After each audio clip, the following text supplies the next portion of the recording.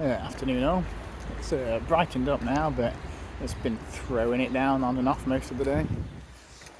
So there were severe storms in the night last night. I was camped out in the forest, and wind was blowing in the trees, and the rain was lashing down on my tarp and the tent. And even through all the noise of that, I heard the distinctive squealing of a pig right near my camp. Like, it must have been fairly close if I could hear it over all that noise. It's too wet. So I pretty much spent the whole night. Well, I got out of bed, put my shoes on and a raincoat on, and spent 3 hours on hyper alert. Just freaking out about the thought of getting gored to death by a bloody wild boar. So today I decided, when there was a break in the rain this morning, I packed up all my kit and everything, loaded it all up into my rucksack, ready to move just closer to the city where there's less of the wild boars, basically. Sorry about the wind noise. As I say, it's been storms all day. The final thing I did was drop my tarp, and just as I dropped my tarp, the heavens opened. I got absolutely soaked. My feet are still soaking wet through. Feet are freezing. So so I've just moved closer to the city, basically, just to use the facilities here, just to keep away from the wild boars.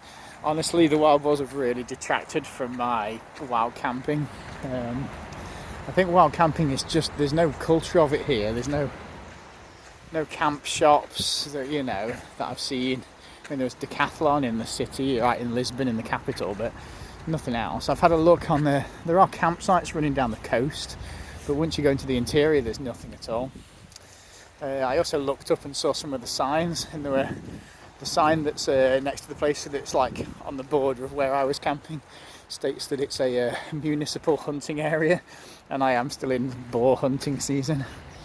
So I've had kind of mixed information on the internet. Some places say you can only hunt them on a Thursday and a Sunday. Other places say you can hunt whenever. I did bring a hiver's vest with me because I didn't know that was hunting, and I thought that would at least stop me hopefully getting shot. But you can't take into account for stray bullets. I mean, it depends on the caliber of the rifle, but I mean, a stray bullet could still be lethal, a half a mile or a mile away, which is a bit scary. So I kind of chickened out, and I've just come back to the city, essentially. Just heading to my favourite cafe just to go and get a coffee while I upload my video. My trainers stink again. I've still got some of the vinegar stuff left, so I might try rinsing them through, but I fly home in 4 days' time, so my rucksack was so heavy because all my kit was wet. I'm concerned that if it's wet like that, I might not be able to get on the plane with it. So I think I'm going to have to get up early on the morning I travel, head up to the tumble dryer and just tumble dry everything, my tent, my tarp, my sleeping bag, all my clothes, and just try and get as much of the moisture weight out of my rucksack as possible. Because I think on the way here my rucksack was 11.5 kilos, something like that, when I weighed it at the airport, and I've got a 15 kilo limit, but I don't just want to risk it. I don't want to end up being in the airport and having to throw something out just because I can't fit it, can't carry it. And I know that if you've not paid for it in advance, the airline will just stitch me up like crazy for any extra weight. So I'm starting to just get prepped basically for heading back, essentially. In a funny kind of way, I'm looking forward to it. I'm sure I won't feel like that when I get home, because obviously